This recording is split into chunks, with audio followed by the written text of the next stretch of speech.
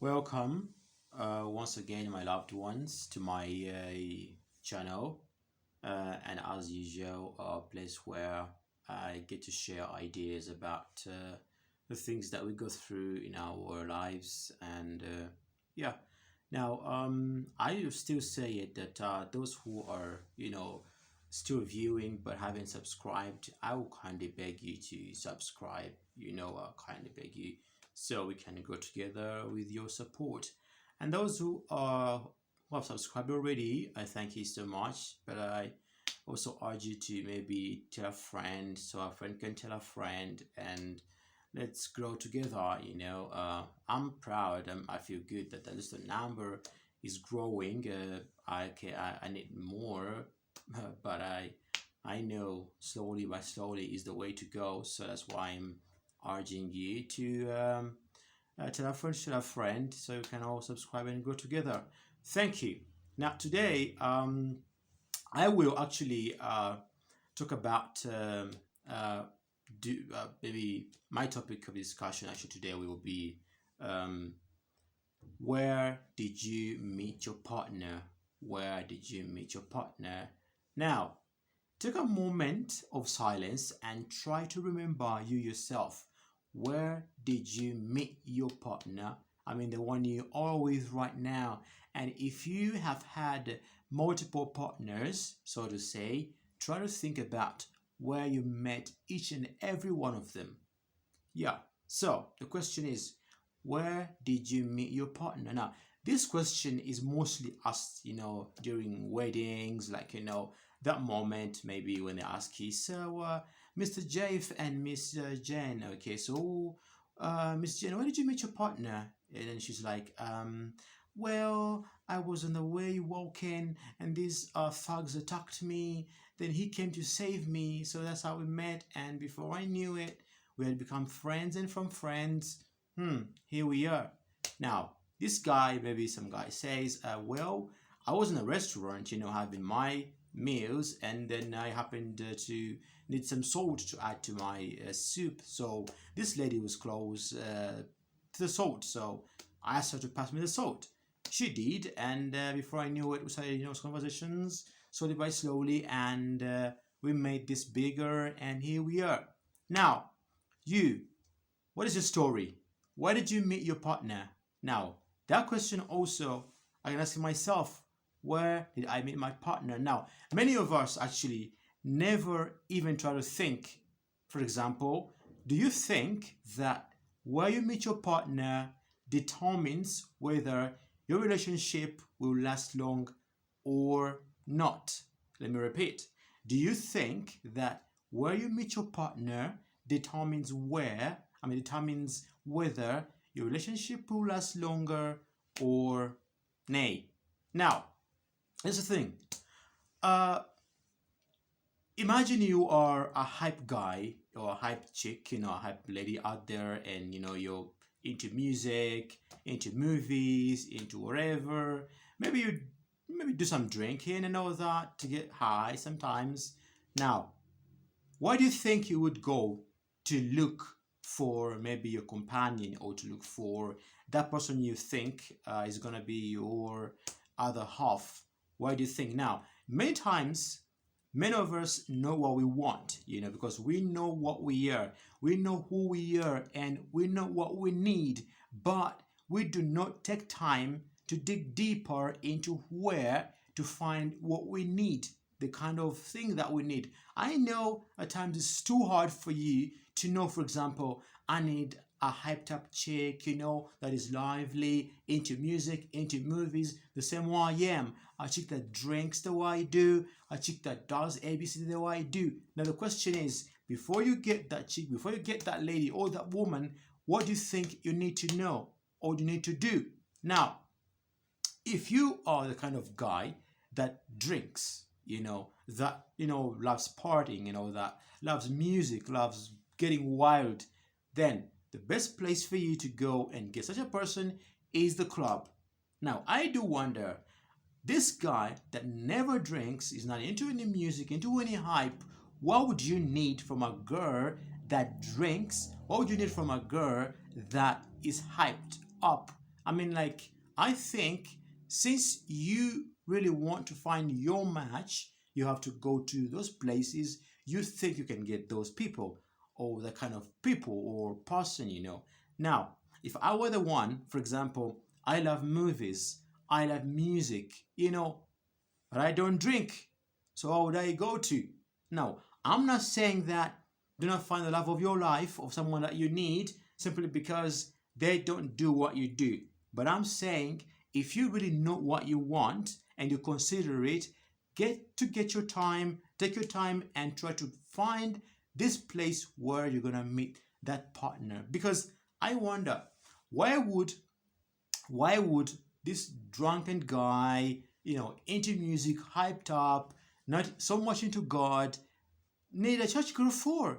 I mean, like, what would you need a church girl for? And you're not this kind of person that is quiet and all that.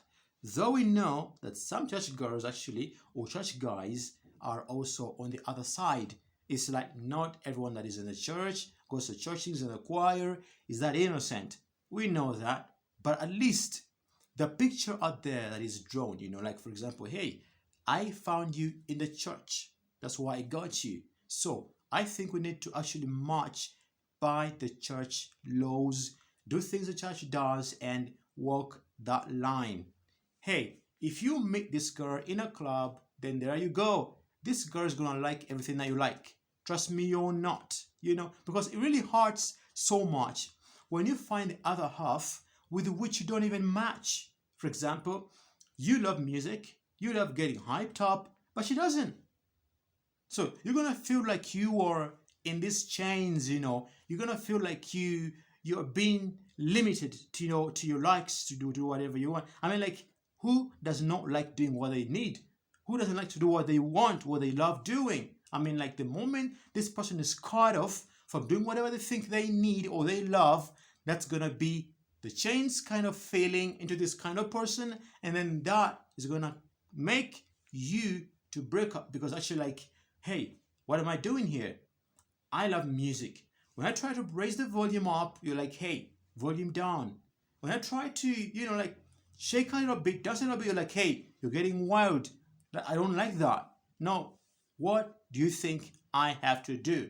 So the best thing to do is, if you know that you love ABC, then you know the best place to go to and find that ABC. But don't bring this so-called mismatch, because that is how mismatches happen, by the way. You find that you fall onto this person that is very different from you.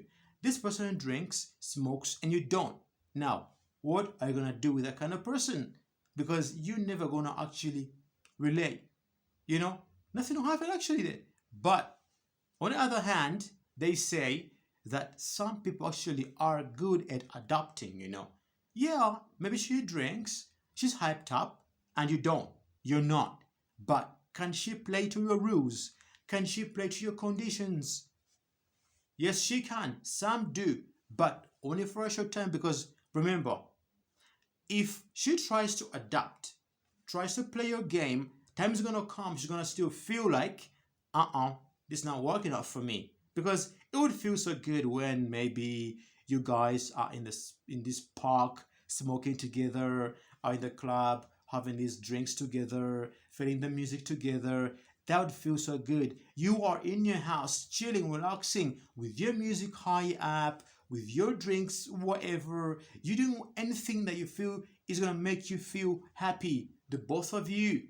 But the moment this guy is A and this girl is B, there's nothing much that's gonna happen, and before you know it, you're gonna have to actually, excuse each other, because it's gonna be like, hey, I think I'm invading your space and I don't want to do that. So let me leave you in peace. You do what you want to do. I do what I want to do.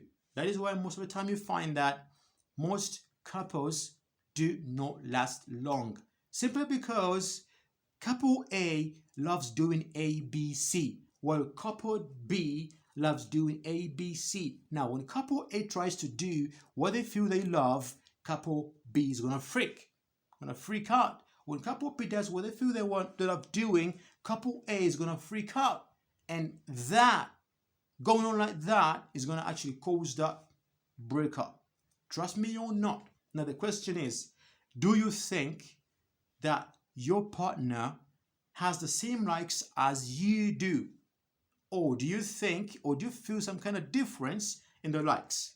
If there are differences, then it means that when you were getting up to meet each other, the places that you found each other in actually weren't the best of the places. I don't say that we don't actually have these cross-outs. Like, for example, I'm on a matatu, I meet someone on a matatu. Maybe I meet someone, maybe someone on the street, we get into it, and before we know it, we are partners. If you happen to do that or to meet your partner in that kind of way, then it is best that you ask them about their likes and their don'ts.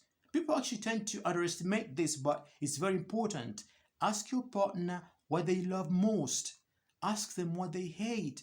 Ask them about what makes them feel happy. And try to see whether you can match with it, whether you can take it up and swallow it. Like, okay, I love dancing, I love music, I love drinking, I love smoking. Now, if you hear of those, now ask yourself, can you take them? Like, can you actually, tolerate them? And then if you can, then you're good to go. But if you feel you can't, I feel it's best that you be open the very first time and tell her, you know what, I don't think I can put up with that before it's too late, because it's always very, very good for both of you to know about each other's likes, each other's dislikes, while it's still early before you take it any further. But if you do that, take it any further and let her realize that, oh, this person is A, B, C, D, and I am E, F, G, but I didn't know that, then it means that you did not take your time to scrutinize to get to find out what really is going to make you happy, so you can look for it elsewhere, somewhere, and in that person you're going to get. If I were the one, I know I love music, I love whatever, then I meet someone, of course, I'm going to actually tell them the first time that, hey, my likes are this, and my don'ts are this and this. If she finds that she cannot actually tolerate them, or she can't put up with them, then she can maybe try to say, okay, you know what, I think I won't be able to make this because of ABC. Then if I feel that maybe what she's got is not what I really want to put up with, of course I would tell her, you know what, I don't think this can work. So these mismatches come about because of that. You tend to have something you desire, you like doing, something you love, your likes, and then you do not take time to tend to them. Actually, it's going to be good for you, And if you don't do that, then it means that you won't know what you'll be doing. And trust me or not, that relationship of yours is never gonna work. Trust me, me, whatever, but it's always better for you to know what kind of thing that you love, you want, and where to find it. Like I said, if you find that you have found this person abruptly on a street or on a matatu, on a plane, on a train, anywhere, simply ask them about their do's, their don'ts, their likes, and all that. So you can actually find out whether really you can tolerate them, or if you cannot tolerate them, then let them go at the very, very first time, because like it or not, with time, you're going to feel like you are into these chains. Someone's preventing you from doing what you love, and then before you know it, you actually get fed up with each other, get bored with each other, and then you're going to break up, and then there will be time wasted and energy wasted. So my question is, where do you think that where you find your partner determines whether your relationship will last long or not? Because remember, we are about what we want, and we have to go for it so that we can avoid these mismatches. Just saying. Thank you.